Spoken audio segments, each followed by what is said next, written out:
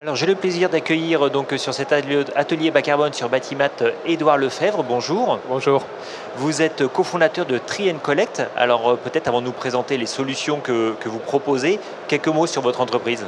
Oui, alors déjà, merci à Actu Environnement de me permettre d'intervenir aujourd'hui. Avec grand plaisir. Voilà, c'est toujours appréciable de pouvoir présenter nos solutions. Tree Collect, c'est une société à mission qui a été créée il y a un petit peu moins de 3 ans.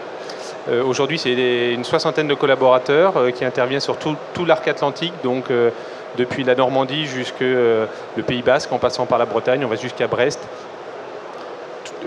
Tours, Bordeaux, Toulouse, enfin voilà, on est vraiment sur tout ce territoire-là. On se déploie assez rapidement et donc on intervient pour proposer des solutions de tri, collecte et valorisation de déchets sur chantier auprès de tout type de chantier. Ça va de la construction de maisons individuelles, qui est le secteur sur lequel on a démarré notre activité, en passant par le collectif, les chantiers du TP, aujourd'hui la réhabilitation, le tertiaire. Voilà, on s'aperçoit qu'on retrouve à chaque fois la même typologie de matière, même typologie d'acteurs et les mêmes problématiques, exactement, et on est capable à chaque fois d'adapter nos solutions à tous ces contextes. Alors justement, quelles sont les solutions que vous proposez par rapport aux problématiques qui sont de toute évidence qu'on retrouve ici et là, à peu près à chaque fois? Alors ce qu'il faut retenir, en fait, il y a plusieurs éléments fondateurs à travers notre solution. La première chose déjà, c'est le principe du tri à la source. Voilà, c'est quelque chose qui est essentiel.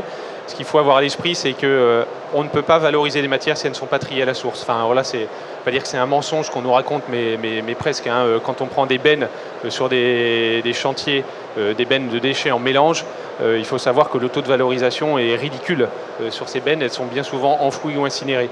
Le seul moyen de pouvoir valoriser les matériaux, ce sont de les isoler les uns des autres dès la phase amont. Donc pour pouvoir les trier, et pour que le tri se fasse, il faut amener une solution qui soit facilitante pour les utilisateurs. Donc en fait, ça c'est le deuxième élément fondamental dans notre solution, c'est de faciliter le geste de tri. Voilà. Et puis le troisième, c'est l'accompagnement, la sensibilisation. Donc on va mettre en œuvre des dispositifs qui répondent à un besoin et des dispositifs qui sont au plus près de la zone de travail, qui sont adaptés à l'usage quotidien du compagnon. Et on va sensibiliser tous les acteurs du chantier, le maître d'ouvrage, le maître d'œuvre, les artisans, pour que ce geste de tri puisse être réalisé dans les meilleures conditions. Alors on a compris la finalité, mais concrètement, moi demain j'ai un chantier, j'ai des déchets à évacuer, qu'est-ce que vous me proposez? Alors on est très agile et c'est une de nos particularités, une de nos forces aussi, c'est ce qui nous permet de s'adapter à tout type de chantier. C'est qu'on va aussi bien mettre des bennes, comme on peut les voir habituellement, parce que sur un gros chantier pour collecter du gravat, la benne ça fonctionne très bien. Par contre, si vous mettez une benne isolée avec un panneau gravat mais que vous n'avez personne pour l'animer, le risque c'est que vous retrouviez du gravat, mais du PVC, des sacs à enduit, du film plastique, toutes sortes de choses. Donc nous on va animer la collecte des déchets, y compris sur des bennes traditionnelles, donc pour le gravat, admettons, le bois, la ferraille. Et puis par contre tous les déchets du second œuvre, mais pas uniquement, y compris sur des phases de gros œuvres, mais on va les collecter avec des contenants adaptés à la matière.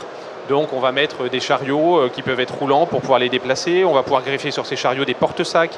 On va mettre des sacs qu'on va fixer à différents endroits sur le chantier. On va faire des mini-stations de tri, et de manière à ce qu'à chaque fois, au plus près de la zone de travail, les artisans puissent venir mettre les déchets dans des contenants, donc chariots, big bag.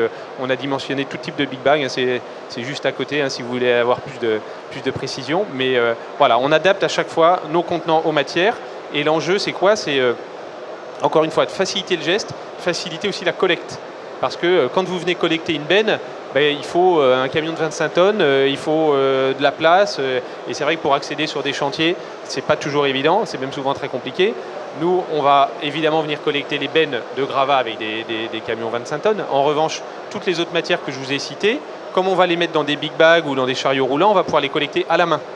Et donc, on va venir avec des camions de 20 mètres cubes, c'est la taille d'une benne, mais des camions qui font 3 tonnes 5, plus petits, avec des haillons, et nos collecteurs peuvent transporter les matières, les mettre dans les camions et venir les acheminer dans nos entrepôts ou directement vers les filières locales qu'on a identifiées. Alors on voit bien effectivement votre rôle d'ambassadeur, facilitateur du tri quelque part. Combien est-ce que ça coûte? Moins cher. C'est vrai? Oui. Est-ce possible?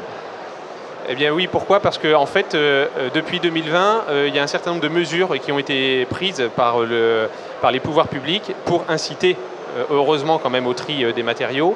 Et donc vous avez déjà la TGAP, c'est la taxe sur les déchets en mélange, qui augmente de 261% entre 2020 et 2025. Et puis par ailleurs, vous avez les quotas d'enfouissement qui vont être divisés par 2 d'ici 2025 également. Donc tout ça fait que mécaniquement le prix augmente entre le moment où on a démarré fin 2019 et aujourd'hui. Le coût du déchet en mélange a déjà été multiplié par 2 et il doit encore, alors pas être multiplié par 2 mais augmenter encore de 200%, enfin 150% du coup en 2025. On a effectivement compris que c'était plus intéressant en coût global de bien trier à la source. Je vous remercie, Monsieur Lefebvre. Merci à vous.